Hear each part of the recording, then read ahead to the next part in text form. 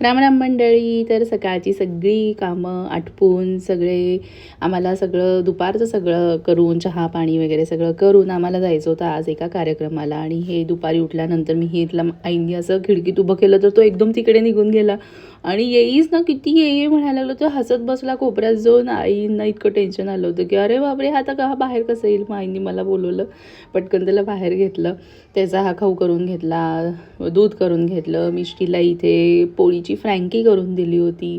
तर आमची ही जी घाई होती, सगळी तयारी चालली होती, ती होती कुशलच्या अभिवाचनाला जाण्याची. कुशल कविता आणि अभिवाचनाचा कार्यक्रम होता. त्या सगळ्या 3-4 मित्रांचा मिळून त्यांचे गुरु जे होते, सर जे होते, त्यांच्या स्मृतीप्रित्यर्थ. तर आम्ही हे असं आवरून वगैरे निघालो होतो. ॲक्च्युली खरं तर हा माझा फ्लॉप प्लॅन झालेला माझ्या बाबतीतला. मला वाटलं होतं की मुलं बघू देतील. ॲक्च्युली ही माझी अपेक्षा चुकीची होती.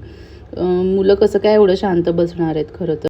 पण म्हटलं बघूया, कुशलला तेवढा सपोर्ट, आपण गेलो आहे म्हणून. आणि बाकीचे कोणी कोणी असेच भेटतात आपल्याला छान छान लोक. तर म्हटलं जाऊयात आपण, बघूयात, बसले तर बसले, नाही तर नाही. मग आम्ही असं निघालो तयार वगैरे होऊन. मुलांना तयार केलं, खाऊचं सगळं सामान घेतलं. घ्यावंच लागतो, दोघं लहान आहेत. मिहीरचं दूध, त्याचा नाश्ता, त्याचं बिस्किट, मिष्टीचं पण काहीतरी असं सटरफटर घेतलं खायला. तिला घरात पण खाऊ घातलं होतं.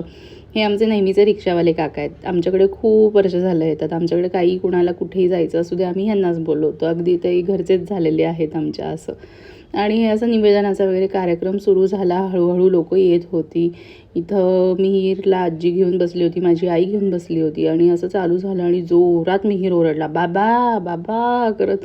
आणि सगळी लोक माझ्याकडे बघायला लागली. म्हटलं बापरे, किती एम्बॅरेसिंग आहे हे.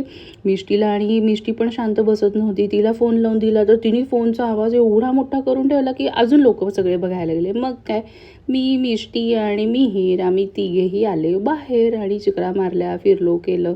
मग आई पण आली माझी बाहेर, कारण हा बसतच नव्हता. त्याला सारखं खालीच जायचं होतं. खाली धूळ होती, माती होती, तर कुठं कसं कसं सांभाळणार एकटी. म्हणून आई पण माझ्यासोबत बाहेर आली. मग काय, त्या हॉलपासून पार्क जवळ होतं. आमच्या सोलापुरात पार्क नावाचा एक छोटासा एरिया आहे. तिथे की खाऊ, स्नॅक्स आयटम्स वगैरे सगळं चायनीज वगैरे असं चौपाटी आहे. म्हणजे थोडक्यात पार्क चौपाटीच आहे. तिथे हे असं छोटं छोटं मुलांचं खेळायचं वगैरे आहे. मग तिथे घेऊन गेलो. जवळच होतं, समोरच होतं म्हणजे हे, त्या हॉलच्या जिथे कार्यक्रम होता तिथे. मग तिथे गेलो, खाऊ पिऊ घातलं पोरांना, आम्ही पण खाल्लं मग बाहेरच.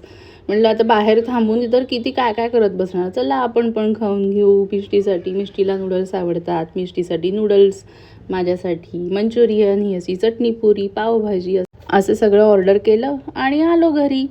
मग काय, घरी येऊन बसलो कुशलची वाट बघत.